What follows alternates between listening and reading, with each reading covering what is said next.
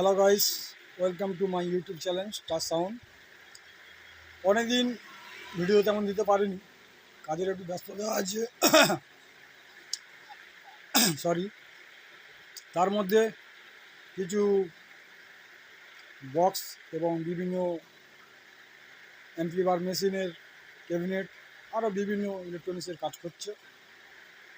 একটা জিনিস, এই যারা নতুন মাইক সেট ব্যবসায় এসছেন বা যারা পুরনো আছেন তাদের একটা জিনিস অবগত করতে চাই। বিভিন্ন জায়গায় দেখেছিস প্রশাসনের কিছু স্টেপ, এটা প্রশাসনিক ভুল না।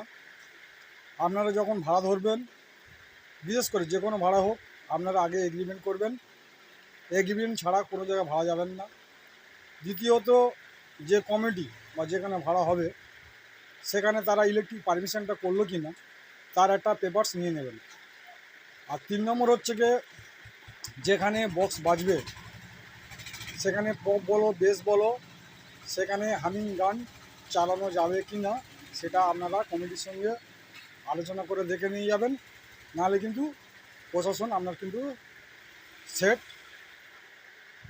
বাজেয়াপ্ত করতে পারে। এটা বিভিন্ন জায়গায় দেখেছি। তা এদিক থেকে আপনারা সাবধান থাকবেন। আর বিশেষ করে ইলেকট্রিক পারমিশনটা, অনেকে পুজো কমিটি বলে যে ইলেকট্রিক পারমিশন আমি করেছি, কিন্তু সেখানে গিয়ে দেখা গেল যে ইলেকট্রিক পারমিশন করেনি। কিন্তু এখানে মাইক সেট যে মালিক আছে তারা কিন্তু ভুক্তভোগী হয়।